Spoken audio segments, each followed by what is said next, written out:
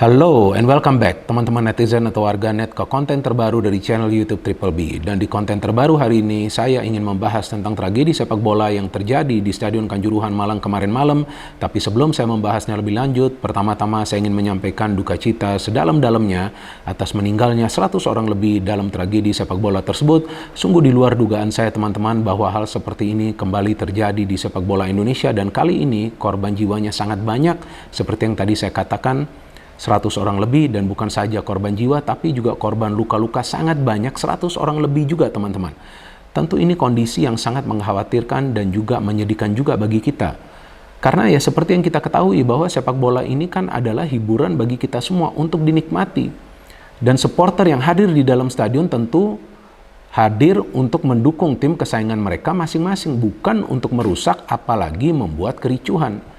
Jadi bagi para supporter juga yang hadir di stadion perlu memahami bahwa permainan sepak bola itu adalah permainan untuk menghibur kita semua. Adalah permainan untuk dinikmati. Adalah permainan yang juga mengajarkan artinya fair play dan sportivitas.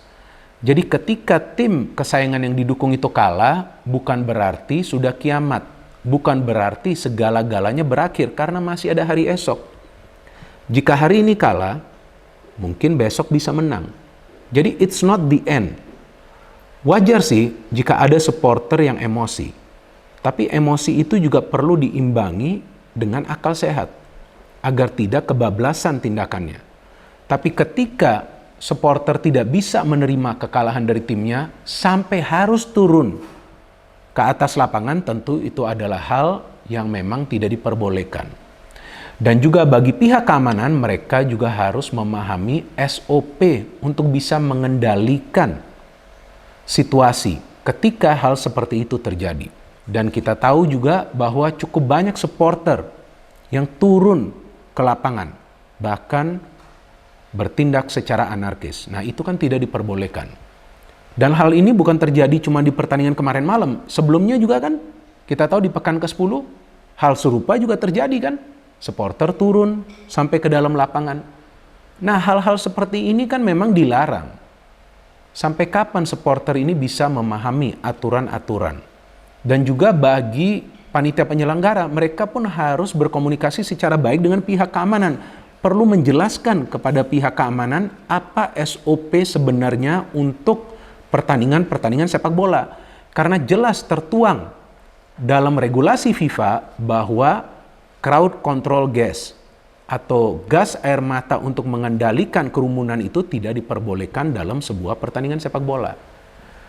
Jadi peristiwa kemarin malam itu memang wajib diinvestigasi. Di mana salah komunikasinya sehingga terjadi kepanikan di dalam stadion yang akhirnya menimbulkan banyak korban jiwa. Saya sampai menangis tadi. Terserah kalian percaya atau enggak. Saya sampai menangis karena saya tadi nonton berita bahwa ada 2 orang tua yang nonton di stadion.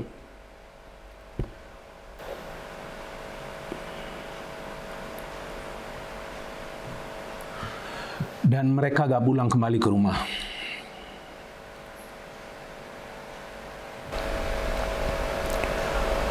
Saya gak bisa membayangkan perasaan dari kedua anak tersebut.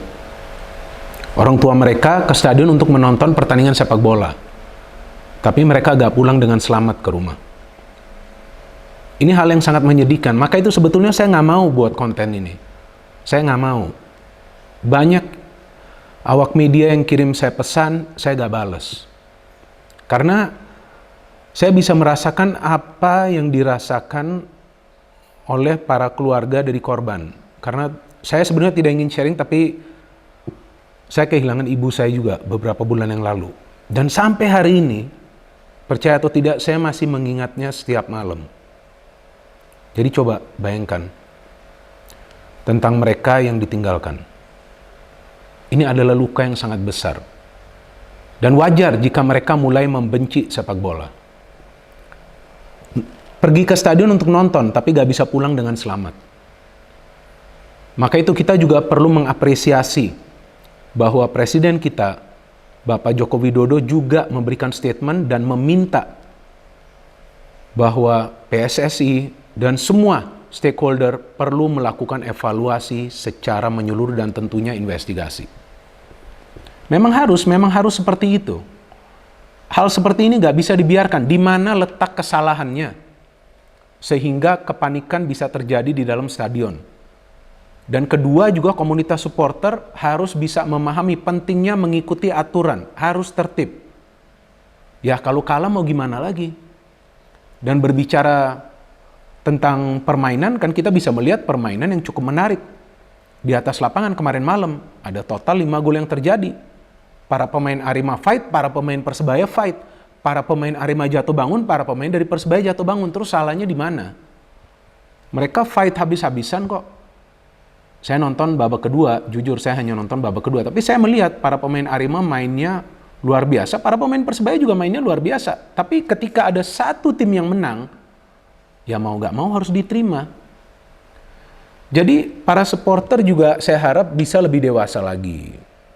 Ya kan? Jadi ketika emosi, jangan lupa juga untuk berpikir secara logis. Karena ketika nyawa hilang, maka kita tidak akan kembali lagi.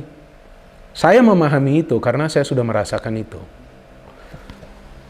Jadi, dan juga berita baiknya bahwa dari operator liga juga,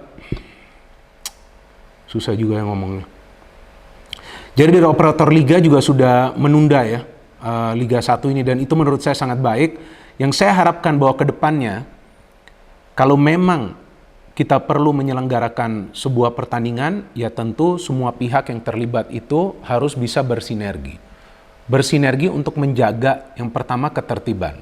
Jadi dari supporter pun harus benar-benar mengendalikan diri mereka, dari pihak keamanan pun harus paham dengan SOP-nya, dari pihak panpel pun harus menyiapkan standar pengamanan yang baik untuk masuk dan keluar para supporter. Jadi ketika juga masuk dan keluar itu tidak berdesakan. Nah, feeling saya itu tentu sudah mereka lakukan lah ya. Dan juga menjual tiket sesuai dengan kapasitas, jangan juga over. Nah, saya nggak tahu tentang pertandingan kemarin, over atau enggak, saya nggak tahu. Saya belum baca beritanya. Tapi kalau menjual tiket itu sesuai dengan kapasitas, kalau enggak dikurangin dikit aja. Yang penting jangan sampai over capacity. Nah, itu juga hal-hal yang penting. Jadi semuanya ini harus terlibat. Dan kita juga perlu memahami bahwa di sebuah pertandingan sepak bola itu kan wajar ya jika tensi tinggi ya di antara para pemain di atas lapangan. Tapi jangan sampai juga menular ke kita yang nonton. Kita yang nonton harus bisa mengendalikan emosi kita. Wajar kalau kita merasa kecewa dengan tim kesayangan kita ini kalah, wajar. Emosi, adrenalin tinggi, tapi kita juga gak boleh bertindak secara anarkis. Kita harus menjaga diri. Jadi semua stakeholder ini harus mengevaluasi tentang penyelenggaraan kompetisi di Indonesia, dan banyak yang juga menanyakan saya apakah Indonesia akan di-ban oleh FIFA. Ya saya berharap enggak, saya berharap jangan di-ban. Kenapa saya berharap jangan di-ban? Ya karena sekarang ini kita bisa melihat ada kemajuan yang luar biasa dari timnas kita, dari timnas senior, kemudian dari timnas U20 yang sama-sama lolos ke Asia. Nah sekarang ada lagi nih timnas U17 yang akan main beberapa hari lagi.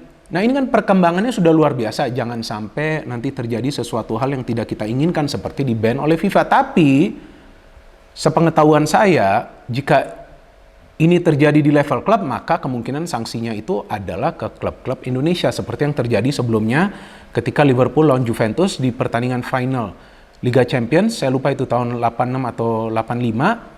Ketika ada kericuan yang terjadi, yang di-ban adalah klub-klub asal Inggris yang tidak boleh ikut Liga Champions untuk 5 tahun kalau nggak salah. Piala Champions ya pada saat itu, Piala Champions Eropa. Nah, mungkin kalau ada sanksi pun ya ke klub-klub Indonesia untuk berkompetisi di level Asia, yaitu AFC Cup atau juga Liga Champions Asia. Saya nggak berharap bahwa FIFA nanti akan masuk ke ranah timnas. Karena ini kan pertandingannya bukan pertandingan timnas. Ya, tapi kita nggak pernah tahu apa yang akan terjadi kan, karena kita kan tuan rumah nih tahun depan. Piala Dunia U20. Nah, maka itu kita berharap dan kita berdoa. Doa itu sangat kuat, teman-teman. Kita perlu berdoa, sama-sama kita semua berdoa. Agar sepak bola Indonesia bisa kembali on track, ke track yang benar, dan juga kita semua mengawal agar tidak terjadi hal-hal seperti kemarin malam. Kita menikmatilah jalannya pertandingan sepak bola. Euforia itu boleh, cywar di sosial media itu boleh, tapi bukan untuk menghujat atau menghina satu sama lainnya. Ya bercandaan lah, itu kan wajar kan.